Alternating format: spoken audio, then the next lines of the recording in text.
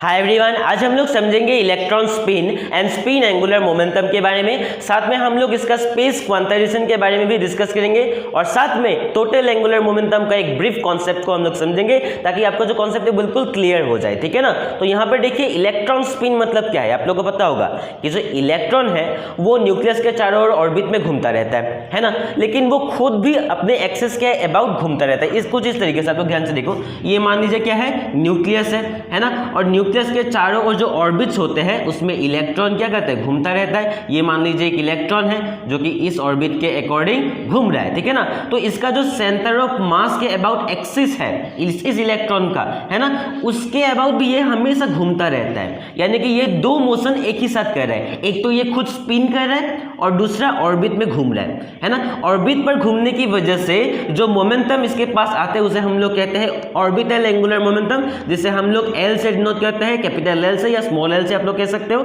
है ना। और स्पिन की वजह से ये खुद भी तो स्पिन कर रहा है, इसे हम लोग इंट्रिंसिक स्पिन भी कहते हैं, है ना। तो इस स्पिन की वजह से एक मोमेंटम आते हैं हम लोग के पास जिसे हम लोग कहते हैं स्पिन एंगुलर मोमेंटम, और उसे हम लोग डिनोट करते हैं, ये वेक्टर क्वांटिटी ऑब्वियसली है तो एस वेक्टर से हम लोग डिनोट करते हैं, है ना। तो ये आप लोग को पता लग गया होगा। इसके सेंटर ऑफ मास के जो अकॉर्डिंग अबाउट ये घूमता रहता है उसे हम लोग कहते हैं स्पिन एंगुलर मोमेंटम, और ये इलेक्ट्रॉन के पास इंट्रिंसिक आता है ना। तो अब देखते हैं हम लोग जो एस वेक्टर है यानी कि क्या स्पिन एंगुलर मोमेंटम है, इसका मैग्नीट्यूड क्या होगा, इसका क्या मैग्नीट्यूड क्या होगा। आप लोग लिख सकते हो कि जो स्पिन एंगुलर मोमेंटम है it is denoted by S vector, है ना। और जो मैग्नीट्यूड होगा इसका, तो मैग्नीट्यूड आप लोग लिखेंगे साथ में, मैग्नीट्यूड बहुत ही सिंपल है।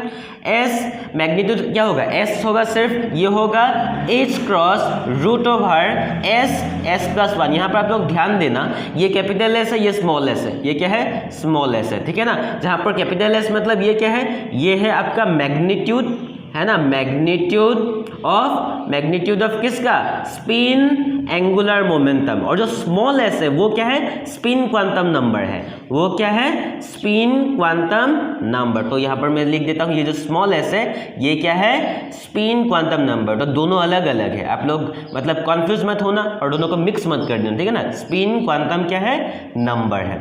ठीक है। तो यहाँ तक आप लोगों के पास हो गया। तो हम लोगों ने मैग्नीट्यूड देख लिया, इसको कैसे डिनोट करते हैं वो देख लिया। अब हम लोग देखते हैं कि जो इलेक्ट्रॉन के पास जो स्पिन क्वांटम नंबर होते हैं, स्मॉल एस होता है, वो सिर्फ एक ही वैल्यू है और वो है हाफ। यानी कि इलेक्ट्रॉन के पास जो स्पिन क्वांटम नंबर है उसका वैल्यू सिर्फ हाफ हो सकता है, हाफ इंटीग्रल स्पिन हम लोग कहते हैं उसे, आप लोगों को पता होगा। तो हम लोग कह सकते हैं कि यहाँ पर आप लोग लिखेंगे कि value of spin quantum number s is equal to half. ये ऑलवेज होता है। ठीक है ना। तो यहाँ पर हम लोग के पास जो s का वैल्यू आ जाते हैं वो क्या आ जाता है, s का वैल्यू आ जाते हैं h क्रॉस, यानी कि magnitude off spin angular momentum क्या होता है हमेशा, रूट ओवर 1/2 इंटू 1/2 प्लस 1, है ना। तो यहाँ से हम लोग के पास क्या आ जाता है, ध्यान से देखो, h cross root over 1/2 into यहाँ पर क्या आ जाएंगे 2 और 1 प्लस 2 3, तो 3/4 आ जाएंगे। यानी कि जो s का मैग्नीट्यूड है आप लोग देख रहे हो h क्रॉस रूट 3/2 हो जाएंगे, 2 2 4, 4 का रूट ओवर 2 और रूट 3 का रूट 3। तो यानी कि हम लोग के पास जो मैग्नीट्यूड आया है वो क्या है, root over 3 h cross by 2, आप लोग को पता होगा। और ये बहुत ही मजेदार टॉपिक है, आप लोग देखेंगे कि इसका एक डायग्राम है जो कि स्पेस क्वांटाइजेशन में हम लोग डिस्कस करेंगे। तो यहाँ तक बिल्कुल क्लियर हो सकता है आप लोग का, है ना, मतलब हो गया है क्लियर। ठीक है ना। नेक्स्ट हम लोग देखें इसका स्पेस क्वांटाइजेशन, यानी कि जैसा हम लोगों ने पढ़ा था प्रीवियस वीडियो पर कि जो एंगुलर मोमेंटम होता है, ऑर्बिटल एंगुलर मोमेंटम, वो क्या कहता है, इलेक्ट्रॉन का ऑर्बिटल एंगुलर मोमेंटम स्पेस पर हमेशा क्वांटाइज होता है, यानी कि स्पेस पर सिर्फ किसी डिस्क्रीट वैल्यूज के लिए ही पॉइंट करता है, मतलब अपनी मर्जी से वो पॉइंट बिल्कुल नहीं कर सकता। और ये क्वांटाइज है हमें किस बात से पता चलता है, ये हमें पता चलता है एक्सप्रेशन से, और वो एक्सप्रेशन दोनों में ही बिल्कुल सेम है। मान लीजिए जो वेक्टर क्वांटिटी है ऑब्वियसली इसका डायरेक्शन होगा, क्योंकि वेक्टर क्वांटिटी में मैग्नीट्यूड के साथ साथ डायरेक्शन का भी बहुत इंपॉर्टेंट रोल होता है। तो जो जेड कंपोनेंट है यानी कि जेड डायरेक्शन पर जो वेक्टर पॉइंट कर रहा है उसका जो वैल्यू है वो हमेशा होता है ms एच क्रॉस, क्या होता है ms h क्रॉस, है ना। तो प्रीवियस वीडियो पर जो हम लोगों ने देखा था वो देखा था LZ के लिए और उसका वैल्यू था क्या ml h क्रॉस था। तो यहाँ पर होगा क्या ms h क्रॉस, बिल्कुल सेम है दोनों का जो प्रोसेस है। और ये पार्ट हम लोग किसके लिए डिस्कस कर रहे हैं, स्पेस क्वांटाइजेशन पर, ठीक है ना। तो इस पार्ट से आप लोग देख सकते हो कि जो मतलब z डायरेक्शन पर स्पिन एंगुलर मोमेंटम पॉइंट करेंगे वो बिल्कुल ms का जितना वैल्यू होगा सिर्फ वही पर डिपेंड करेंगे। और जो ms है वो क्या है, जो ms है वो क्या है मैग्नेटिक क्या spin quantum number, magnetic spin quantum number, ठीक है ना। तो इसका वैल्यू डिपेंड करेंगे टोटली s पर, जो स्मॉल s है इसका वैल्यू टोटली डिपेंड करेंगे s पर, ठीक है। तो यहाँ पर हम लोग एक क्वेश्चन देखते हैं कि मान लीजिए s का वैल्यू तो हम लोग के पास बिल्कुल फिक्स्ड है, तो इसका ओरिएंटेशन हम लोग देखेंगे, यानी कि एक डायग्राम बनाएंगे, है ना। ये मान लीजिए z एक्सिस है, ये मान लीजिए z एक्सिस है। तो मैंने कहा था कि सिर्फ मतलब ओरिएंटेशन जो है वो जैसे जैसे ओरिएंट नहीं कर सकते, सिर्फ स्पेसिफिक डायरेक्शन पर ओरिएंट करेंगे। तो कितना डिग्री में ये ओरिएंट करेंगे, ये जो थीटा है उसको हम लोग कैसे निकालेंगे, ध्यान से देखिए। कॉस थीटा जो है ना, ये वैल्यू क्या है, ये वैल्यू एक्चुअली होता है एस वेक्टर का, है ना। तो एस वेक्टर का जो z कंपोनेंट है वो एस होगा।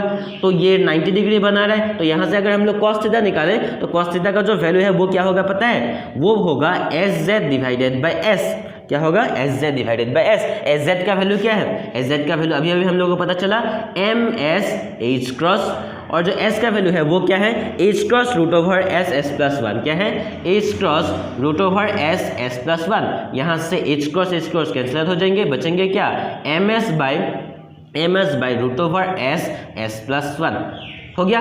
तो हम लोग को पता चला कि जो कॉस थीटा है वो दो ही वैल्यूज यहाँ पर हो सकता है, क्योंकि देखिए ms का जो वैल्यू है, अब हम लोग ms का वैल्यू पहले निकाल लेते हैं। ms का वैल्यू क्या हो सकता है, ms का वैल्यू s पर डिपेंड करेंगे, मैंने बोला s का वैल्यू क्या है सिर्फ 1/2 है, तो ms का वैल्यू सिर्फ हो सकता है -1/2 और 1/2, है ना। जो माइनस होता है यहाँ पर देखिए सिर्फ हाफ इंटीग्रल स्पिन है, तो यहाँ पर सिर्फ -1/2 और 1/2 ही पॉसिबल है। और ये हमें कैसे पता चलेगा, आप लोग ध्यान से देखिए, जो ms है उसका जो पॉसिबल वैल्यूज, मतलब अगर मान लीजिए s इतना होगा तो ms का वैल्यू कितना होगा, तो वो हमें पता चलता है 2s + 1 से। s के जगह पर जो है वो पुट कर दीजिए यहाँ पर, तो जितना वैल्यू आएंगे यहाँ पर, अगर मैं s के जगह पर 1/2 पुट करता हूँ तो इसका ms का वैल्यू है वो 2 आता है, यानी कि 2 पॉसिबल वैल्यूज हो सकता है, ठीक है ना। तो यहाँ पर मैं पुट कर देता हूँ, तो ms का वैल्यू एक बार क्या मिलेंगे -1/2 मिलेंगे, और साथ में root over S S plus 1 का जो वैल्यू है वो क्या है √3/2, है ना।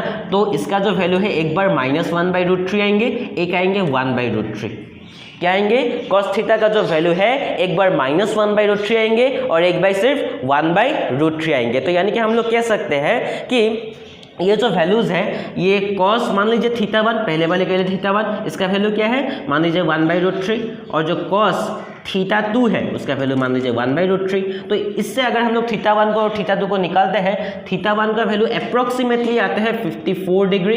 ये आप लोग को याद रखना पड़ेगा, आप लोग कर भी सकते हो लेकिन एग्जाम में करने के लिए इतना समय नहीं होता है। यहाँ पर जो θ2 का वैल्यू है, आप लोग θ1 और θ2 भी लिख सकते हो या सिर्फ थीटा लिख सकते हो, ठीक है ना, अलग अलग करके। तो ये आप लोगों के ऊपर बिल्कुल डिपेंड करता है। नेक्स्ट होता है इसका वैल्यू अप्रोक्सीमेट कितना होता है 125 डिग्री का होता है, ठीक है ना। तो अब मैं यहाँ पर डायग्राम बनाऊंगा, जो डायग्राम होगा वो आप लोग ध्यान से देखिए, डायग्राम जो होगा वो आप लोग ध्यान से देखिए। तो एक जो थीटा है वो कितना का है 54 डिग्री का है, कितने का है 54 डिग्री का है, और एक कितने का है 125 लगभग इतना होगा, है ना। ये एस वेक्टर ही है लेकिन किसके लिए है, ms इक्वल टू किसके लिए है, ms इक्वल टू 1/2 के लिए हो, क्योंकि ऊपर जो होता है वो हमेशा पॉजिटिव पर होता है और नीचे जो होता है हमेशा निगेटिव पर होता है। ms इक्वल टू -1 क्या होगा 2 के लिए होगा, और ये जो एंगल है ये कितना होगा अप्रोक्सीमेटली 125 डिग्री, है ना। तो आप लोग ऐसा करके एक डायग्राम भी कुछ इस तरीके से बना सकते हो, ठीक है ना। और यहाँ पर जो होता है ये जो वैल्यूज, ये वैल्यूज होता है एस जेड का, ये जो वैल्यूज होता है ये किसका वैल्यूज होता है एस जेड का वैल्यूज होता है, ठीक है ना। तो ये डायग्राम बहुत ही इंपॉर्टेंट है जो कि हम लोग को स्पेस क्वांटाइजेशन के बारे में बताते हैं। तो हम लोग यहाँ तक समझ के अब हम लोग देखते हैं कि टोटल एंगुलर मोमेंटम के बारे में, ठीक है ना। देखिए टोटल एंगुलर मोमेंटम आप लोग को मतलब नाम से पता चल रहा होगा कि यानी कि दो एंगुलर मोमेंटम हम लोगों ने पढ़ा है इलेक्ट्रॉन के लिए, एक हम लोगों ने पढ़ा ऑर्बिटल एंगुलर मोमेंटम और दूसरा हम लोगों ने पढ़ा स्पिन एंगुलर मोमेंटम। तो दोनों को अगर हम लोग वेक्टर सम कर देते हैं तो टोटल एंगुलर मोमेंटम आ जाते हैं, यानी कि the vector sum of orbital angular momentum and spin angular momentum gives us total angular momentum, जिसे हम लोग z वेक्टर से डिनोट करते हैं, है ना, जिसे हम लोग z वेक्टर से डिनोट करते हैं। ठीक है, मैं थोड़ा सा ये वीडियो का जो ब्राइटनेस है वो एडजस्ट कर लेता हूँ, ठीक है ना। अब देखिए, है ना, तो यहाँ पर आप लोग ध्यान से देख सकते हो कि अब हम लोग डिस्कस करेंगे क्या, टोटल एंगुलर मोमेंटम, जो कि इससे हम लोग डिनोट करते हैं किससे, z वेक्टर से।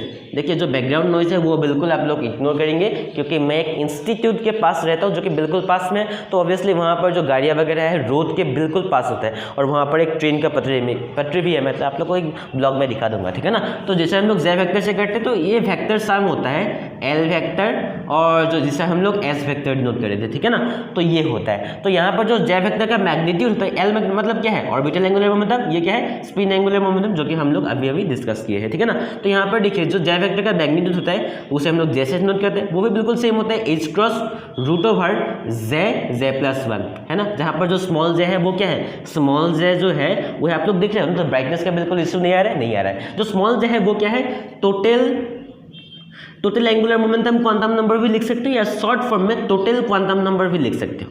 क्या लिख सकते हो, total angular momentum quantum number या टोटल क्वांटम नंबर लिखो, ये आपके ऊपर डिपेंड करता है। लेकिन थोड़ा सा ये मैं यहाँ पर मतलब क्या हो रहा है, लेजीनेस दिखा रहा हूँ, तो इसलिए टोटल क्वांटम नंबर लिख रहा हूँ, तो आप लोग फुल सेंटेंस पर लिख लेना, ठीक है ना। तो यहाँ पर जो z का जो पॉसिबल वैल्यूज है ना वो सिर्फ एक ही हो सकता है, मतलब दो हो सकता है basically, z is equal to l plus S, z is equal to l minus S, ठीक है ना। और s का पॉसिबल वैल्यूज आप लोगों को पता है, since s is equal to 1/2, तो हम लोग पुट कर देंगे, तो z is equal to l plus 1/2, तो z is equal to l minus 1/2। l का अलग अलग वैल्यूज हो सकते हैं, 0 1 2 3 4 5 6 कुछ भी हो सकता है, लेकिन जो s का पॉसिबल वैल्यूज है वो ये दोनों ही है, तो जो ओरिएंटेशन होगा वो यही होगा। इसका डायग्राम मैं आप लोग को बनाकर दिखा देता हूँ, ठीक है ना।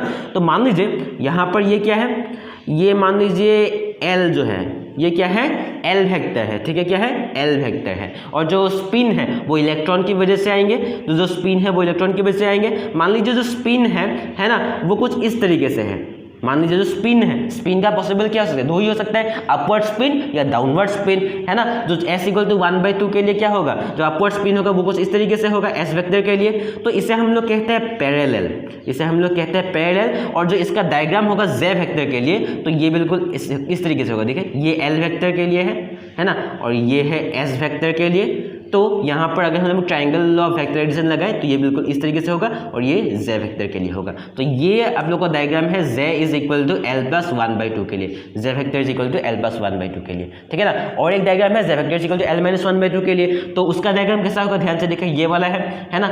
एंगुलर मोमेंटम हमेशा इसी डायरेक्शन पर शो होता है ना, ऑर्बिटल एंगुलर मोमेंटम, और जो ये स्पिन क्वांटम नंबर, एक ऊपर डायरेक्शन हो गया तो एक होगा नीचे, है ना, एक होगा नीचे। तो यहाँ पर अगर हम लोग दोनों को जोड़ दे तो एक होता है ये, है ना, साथ में ये क्या होगा, कुछ इस तरीके से बन सकता है। देखिए हमेशा जो s होता है, मैंने यहाँ पर थोड़ी सी गलती कर दी, जो हमेशा s होता है वो l वेक्टर के जो पॉइंट है उससे डिनोट करता है, यानी कि ये l वेक्टर है, ये s वेक्टर है ना। तो जो z वेक्टर होगा वो कहाँ से कहाँ तक होगा, तो यहाँ से यहाँ तक होगा। और यहाँ से आप लोगों को पता चल गया होगा कि ये क्या है, एंटी पैरेलल, ये क्या है, एंटी पैरेलल होगा, इसे हम लोग कहते हैं। और इसका जो डायग्राम है ये हम लोग निकालना, z equal to l minus 1/2, l minus 1/2 के लिए ये वाला डायग्राम आप लोग बना सकते हो। तो आई होप वीडियो को समझ के कुछ भी डाउट हो तो मुझे कमेंट करके बता सकते हो, और अगर और ज़्यादा न्यूमेरिकल्स आप लोगों को चाहिए तो मुझे कमेंट करके बता देना। मिलते हैं अगले वीडियो पर, तब तक के लिए जय हिंद।